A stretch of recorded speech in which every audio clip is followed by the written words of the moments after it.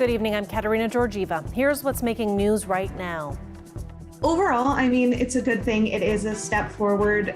And as much as it is somewhat of a personal inconvenience, it is nice to see that the government of Canada is taking this seriously. I told the corporation people that I will let them continue digging into my yard to find the pipe if I get a letter from someone that this is going to be fixed up. It's one way to be able to connect with your culture, and because of colonization, so many people have experienced a loss of that connection, and so to be able to reclaim your identity through beading, I think is powerful. Thanks for joining us. Tonight, we begin at the border and the easing of restrictions for Canadians who want to drive across for short trips. Sources tell CBC News that in those cases, Canadians will no longer be required to get a PCR test to re-enter this country. While some are happy, others say it doesn't change much for them. The CBC's Jason Vio joins us live now with more on this. Jason, talk us through what's happening here. Well, Katerina, here's what people can expect. So fully vaccinated Canadians and permanent residents here will soon be able to travel across to the U.S. by vehicle and come back into this country without having to get that PCR test. But as you mentioned, it is only for shorter trips, so 72 hours or less. Anything longer than that, you will still need to get that test before you come back, or when you leave, it's valid for 72 hours currently. And this new change is expected to take effect at the end of this month. At the end of this week is when the federal government should be making some sort of formal announcement on all of this. Now, I spoke with some Windsorites today just to get a sense of how they're feeling about all of this. Have a listen. We're waiting for the restriction to low down a bit because of the price of the test to come back. The moment everything is ready, we will cross and go fill up the truck again and go shopping and do what we have to do. Yeah, and bring in that the Christmas part, the Christmas place, Frankenmoon. Yeah, for him, it's important. It's a tradition. The 72-hour window feels like complete nonsense for real, but this at least is preferable to get your test in Canada and then go to the States and come back. And as long as your test is less than 72 hours old, you're good. Like, this change accomplishes the exact same thing as where we were before, except it's saving people $200. So more people are going to travel, right? So yeah, it's not perfect, but it's at least removing some of the ridiculousness of this entire situation. So Jason, now that border restrictions will be eased a bit, what does that mean for tourism coming here or going to the U.S.? Well, fully vaccinated Americans will still need to get that negative PCR test to come into this country even after these changes are implemented, as they have been required to do since August. But they have access to PCR testing in the States that's free at many pharmacies, and that's funded through the federal government. But Canadians, even today, have to pay for those out of pocket, anywhere from $200 to $300. But even with all of that said, the local tourism bureau says that this is good news for tourism on both sides of the border, especially here, they say, where Americans do make up a good chunk of some of the business. They gave some examples at CBC Windsor. Upwards of 33% of the customers there are Americans, and also 20% of those who attend local wineries are also U.S. residents. The American visitor is very, very important to this region.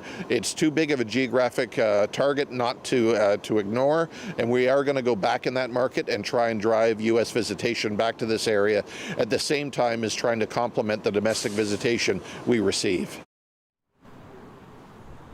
Now, there's also something called outbound tourism. So when we go across and spend our money there, and when the borders reopen with fewer restrictions, that's expected to happen. They say they aren't too worried about that. They say there's room for everyone, people coming here, people going there, but they do still encourage people to shop local.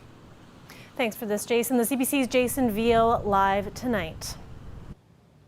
$3.8 million. That is the amount of money the province is setting aside for Wheatley residents who were forced from their homes due to a suspected gas explosion. The Minister of Northern Development was in Wheatley today to make the announcement.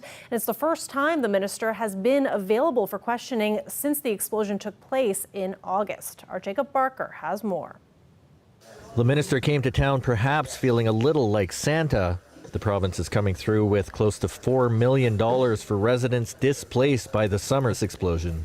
Any penny is needed right now, especially coming into Christmas. I mean, yes, there's information that these folks will be able to go home and grab a couple things, but I mean, we're going right down to Christmas trees and the kids' stockings and all these things that these parents are going to require and these kids are going to require come the holidays. Leading up to and following the explosion last summer, the municipality of Chatham-Kent was calling for the province to take a leadership role in finding the source of the gas leak suspected of causing the explosion, but that took time. There were questions being weighed about whose jurisdiction the explosion fell under. Eventually, it was the Ministry of Northern Development, Mines, Natural Resources, and Forestry that took the lead. Today, I asked the minister why it took so long to come to that conclusion. He says the steps the province took were in full cooperation with what the community was asking for. The province feels strongly that not only did we live up to that, but in the wake of the incident on August 26th, we took the immediate and important steps to support the municipality, not just in its technical efforts to ensure the immediate area was as safe as possible, but as has been said here today, in two different tranches to support the kinds of activities from a resource perspective for the municipality, families and their businesses. Today's announcement puts a firm dollar figure on a previous announcement from the Premier where he promised funding for families who have experienced hardships due to the explosion. Rickford says that $3.8 million will be there to help with immediate needs like housing and food, but it's also to ensure the municipality can continue to deliver emergency services. Evacuated businesses and residents are also waiting to get back into their houses and businesses to ready them for the winter. Right now, the fire department says that initial assessments are being done to determine if the property is safe for someone to go in and winterize the property or get some belongings. I can't give you a definitive timeline on that because it depends on how those assessment goes. There could be some that due to environmental issues or structural issues that those properties won't be able to be entered. Rickford says that families affected by the explosion will be getting applications for funding from the municipality in the upcoming days and that funding will start flowing by the end of the month. And he says that while the deadline for getting that funding is at the end of January, people should get their applications in early. Jacob Barker, CBC News, Wheatley. A COVID-19 patient in our region who is under 20 years old has died. That's according to provincial officials, and the local health unit isn't releasing any more information about this latest death. The region also reported another 49 new cases of COVID-19 today. Currently, there are 309 active cases with 23 ongoing outbreaks. About 130 residents of a mobile home park in Lakeshore might have their water shut off tomorrow. An underground pipe has been leaking into the yard of a neighboring home. It's been leaking for 3 weeks, causing damage to the property. Management at the park has until tomorrow to find the leak. Dale Molnar has more with this exclusive report. Clean water that it's running for 3 weeks. The water bubbling up under Georgie and Pavlina Georgieva's garage is coming from a pipe that belongs to the neighboring mobile home park, Suncrest Community. It has caused extensive damage to the garage, and since no one knows where it is, the owners of the park have been digging up their yard trying to find it. So blindly they started digging around in my yard, around the garage, as you can see. And it's becoming dangerous because I cannot let my grandkids play outside. The Georgievas are at wit's end. They've had to abandon their independent trucking business since October 27th when the problem began so they can stay home to keep ahead of the flooding. Their yard is a mess of water-filled holes and trenches. The town of Lakeshore is aware of the problem and has tried shutting off the water, but that impacts the 130 or so people in the park. The Toronto area owners of the mobile home park have promised to continue to look for the leaky pipe, but now they've got a deadline. The lawyer hired by the Georgievas has sought an injunction to have the water shut off to this mobile home park if the pipe isn't found by tomorrow. The town of Lakeshore can't look for the pipe because it is privately owned, but they too have given the mobile home park owners until tomorrow to find the pipe. They've been notified that if they don't find the issue soon or have a resolution brought forward, we do have to shut them off. That doesn't sit well with a Suncrest resident we spoke with. I don't like it at all because you can't take a bath, you can't take a shower, you can't clean your house. A spokesperson for the owner of Suncrest says they won't comment on the deadline, but sent CBC a statement that reads in part, "Upon learning of the condition, we immediately responded and began a thorough investigation to identify the source of the water leak and make any and all necessary repairs. We fully recognize the issue, share the concerns of our neighbor, and remain committed to resolving the situation as quickly as possible." Meanwhile, the Georgievas Insurance Company is paying to fix the damage to the garage. The Suncrest owners are pledging to clean up the yard once the pipe is fixed, but they still have some more digging to do. And I'm scared that it's going to go under the house because I got two sewer pumps down there. Dale Molnar, CBC News, Lakeshore. Windsor police have made an arrest in connection with an explosion at the Stellantis assembly plant. A 33-year-old man from Windsor has been charged with explosion and disregard for human life, intent to cause an explosion likely to cause serious bodily harm or death, or cause serious damage to property.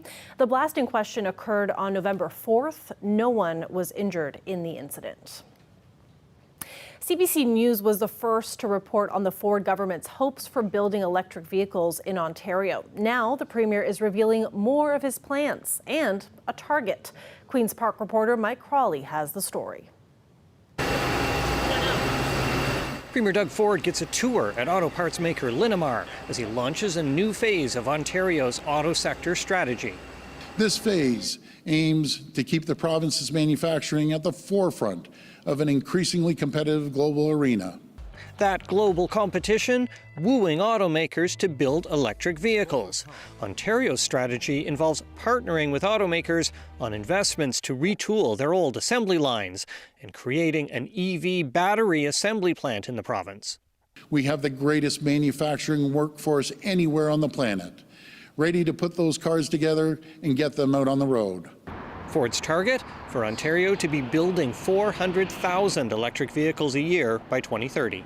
I think the Ontario targets are realistic. They're a bit of a stretch, but doable if the industry works together with the province. Still, there are questions about the strategy. Why isn't Ontario doing anything to spur electric vehicle sales? Ford's government scrapped all rebates shortly after taking office. Nothing against Tesla, they're gorgeous cars. But, you know, I just didn't believe in it. Let's see how the market dictates. And how will Ontario compete against the lavish investments in electric vehicles coming from the Biden administration in the U.S.? Ontario is just now coming out with a strategy. This is exactly why the Ontario Greens have been calling for an EV strategy for years now, and Ford's dithering and delays is hurting our economy. An electric vehicle strategy requires more than just manufacturing batteries. We need the charging stations, we need the rebate. To train more auto workers, at this plant, the company is so desperate for skilled staff, they're offering a $1,500 hiring bonus. Mike Crawley, CBC News, Toronto. Educators are trying to determine the best model of online learning during a pandemic. One option is compressing high school courses, a model sometimes known as Quadmasters, a system already used here in Windsor, Essex. But as Deanna Sumanak-Johnson explains, it's an option with challenges for some. Graham Hopkins struggled under Saskatoon's Quadmasters system last year, where an entire course would be compressed into mere weeks. I failed a physical sciences course. This year, his school is using a quarter schedule, but the same issue remains. Long classes with lots of material to cover in a shorter than usual time. It's extremely stressful. You have almost no time at all to learn anything or truly absorb any kind of information. Quadmasters and modified semesters were originally brought in by high schools, mostly in Ontario, to limit contacts when students were going class to class. The system has barely improved in this school year. Students here have only 2 classes a day, each 2.5 hours long. This high school chemistry teacher says that those long classes are made harder by the absence of lab and group work, also because of COVID protocols. So imagine doing science where the students are expecting hands-on labs and hands-on activities, but instead they get to just sit at their desk for 2.5 hours. every class. It's about limiting contacts. It made sense during the pandemic when it was at its height, but we're not there anymore. In a statement to CBC News, a spokesperson for Ontario Minister of Education Stephen Lecce said, "We will continue to follow the advice of the Chief Medical Officer of Health with the objective of keeping students and staff safe and cautiously returning to a more normal learning experience for students." As for Graham Hopkins, he's taken an extra year of high school to beef up his math and science marks and working on a petition to coax his school board to revert back to normal semesters in the new year, as teens try to claw back some normalcy in their third school year affected by the pandemic. Deanna Sumanak-Johnson, CBC News, Toronto. We wanted to know how Quadmasters are impacting students locally, so we talked to high schoolers to get their thoughts. And some of them agreed, as we heard earlier, that it leaves them with little time to get their work done. It was just too much workload. There was too much it was so hard to switch in between classes between the weeks. And because, switching, and there was just not enough time to really feel like a classroom. Personally, I think it's been kind of okay, but I think semesters was what everybody was used to for a while, and us being seniors, we got 2 years of semesters, and then going into Quadmasters was a really big shift. It was really, everything was rushed and shoved together, so a lot of the work ended up being a lot more like worksheets and stuff, because you didn't have time to do projects and the other sort of assignments that make school interesting. I think it kind of hurt me because I'm not a huge fan of it because I have ADD and it's hard for me to focus for that long, and I think there needs to be breaks in between. Let's take a live look outside there. If you were outside, you probably got to enjoy some of the warmer temperatures today, but the temperatures are going to dip again tomorrow and onwards. Colette Kennedy will be here after the break with your weather forecast. Plus, later in the program, there's a resurgence in beading among Indigenous people in our community, and one Indigenous business owner has opened up a shop to meet the demand. So we're going to bring you that story in just a little bit.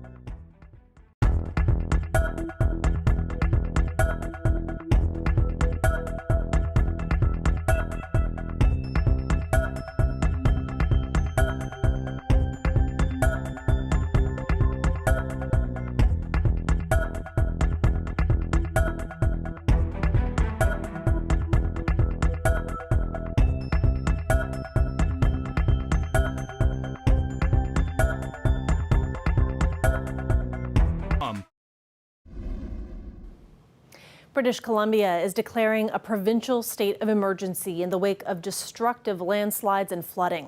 And the Premier says the province is expecting to confirm more fatalities in the coming days. One death was confirmed yesterday. In Abbotsford, engineers warn that a crucial pumping station that has been holding back floodwaters could fail. The Barrowtown pump station is capable of pumping over 500,000 gallons per minute. It was designed for a specific capacity. While the situation remains critical at this time, the Barrowtown pump station is operating at its full capacity. People worked desperately to build a temporary protective wall of sandbags around that station. Meanwhile, across the Abbotsford area, roads are washed out, power lines knocked out, and crucial supply lines are cut off. Their latest challenge is a raging fire at an RV dealership in the area. There are concerns over possible toxic fumes and the risk the fire poses to nearby power lines. A rescue operation is happening in the city's Sumas Prairie area. That's happening after 184 people were ushered to safety overnight. And it's not just people forced to flee. Farmers are also transporting their livestock to safety. So we're going to bring in Colette Kennedy right away now. Colette, it looks like they're going to get a bit of a break out there in the weather patterns, but it might not last very long, eh? Yeah, that's exactly it, Katerina, is that we're talking about, they had some sunny breaks today for the lower mainland. Must have been nice to see that, and you see it in some of the images there. But, it takes a couple of days after one of these major events for the waters to start to come down. That's been happening. However, there are another series of rain showers or rain events that are going to be coming in over the next week, like one and then a day off and then another and then a day off. So that's what the forecast is heading through into even next weekend, not this coming, but the following. Not as strong or serious as the storm that went through, but enough that's going to pose more problems, adding more insult to injury there. Here's a look at our current temperatures. I mean, I almost feel like it's waste when you can get readings like this, but it's coming in the evening as temperatures have been rising. We're at 15. I saw Detroit at 17, Erie, Pennsylvania at 19, nearly 20 degrees. The cold front, though, will be coming through, so we'll have some more organized rain, really moving over into cottage country and over on the shores of off the shores of Lake Huron, where they've got some dense fog advisories in place there. But we're still going to have some wet conditions coming through tonight, kind of drizzle and off and on periods of rain. It gets a little heavier in the overnight towards the morning and then moves back out. 7 a.m. We're seeing that gone. As that colder air comes in, though, behind, we're going to see that temperature actually falling through the day tomorrow with some strong blustery winds out of the west-southwest, and then a risk of getting a few wet flurries coming our way, too. Some of that lake effect, nothing significant, but just know that's there and know that those strong winds will be blowing for you tomorrow. So even if it doesn't feel too bad in the morning hours, that temperature will be getting quite cool into the afternoon. So make sure the kids have appropriate gear and make sure you have it for yourself as well. Tonight, 4 degrees, nothing too serious, but like I say, those temperatures will start falling off and then really dipping down there as we move forward. So -2 by the time we get to tomorrow night into Friday, and then we've got to get used to some cooler readings coming our way with those daytime highs, 5 degrees a couple days in a row there. Something we're going to have to get used to. Thanks so much for this, Colette. You're welcome.